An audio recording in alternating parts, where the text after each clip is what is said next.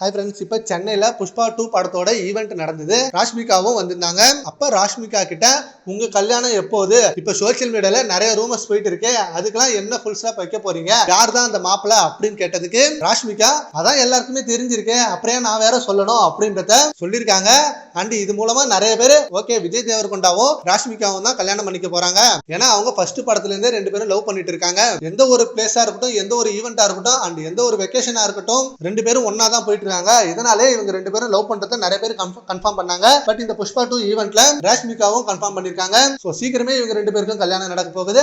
And இது மட்டும் இல்லாம இப்ப இந்த ஈவென்ட்டுக்கு கொஞ்ச நாளுக்கு முன்னாடி தான் ஒரு ரெஸ்டாரண்ட்ல ராஷ்மிகாவும் விஜய் தேவர்கொண்டாவும் பிரேக்ஃபாஸ்ட் எடுத்துட்டு இருந்தாங்க. சோ அப்ப அங்க ஒரு இமேஜ் ரிலீஸ் ஆனிச்சு. அது மிகப்பெரிய ரூமரா ஸ்ப்ரெட் ஆகிட்டு இருந்தது. இப்ப அது ரூமர்ஸ்லாம் இல்ல, அது உண்மைதான் அப்படின்ற மாதிரி ராஷ்மிகா கன்ஃபார்மா மெசேஜ் பண்ணிருக்காங்க. அண்ட் சீக்கிரமே விஜய் தேவர்கொண்டா சைட்ல இருந்தும் அபிஷியல் நியூஸ் வரும். அண்ட் இவங்க ரெண்டு பேரும் ஒரு பர்ஃபெக்ட் ஜோடி அப்படின்ற மாதிரி அவங்களோட ஃபேன்ஸ் எல்லாம் செம ட்ரெண்ட் பண்ணிட்டு இருக்காங்க அந்த வீடியோவை. அண்ட் புஷ்பா 2 படத்துக்கு ஹாலிவுட் ஃபேன்ஸ் எல்லாம் செம வெயிட்டிங்ல இருக்காங்க. அண்ட் இந்த படத்துல ஃபகத் ஃபாசில் அவர்களும் செமையான கெட்டப் அண்ட் செமையான ரோல்ல தான் நடிச்சிருக்காரு. பட் இந்த ஈவென்ட்ல அவர் வராது நிறைய ஃபேன்ஸ் மிஸ் பண்றாங்க. சரி ஓகே ஃப்ரெண்ட்ஸ், இப்போ புஷ்பா 2 ஈவென்ட்ல ராஷ்மிகா சொன்னதை பத்தி உங்க ஒப்பீனியனை நம்ம கமெண்ட் பாக்ஸ்ல கமெண்ட் பண்ணுங்க. Thank you friends.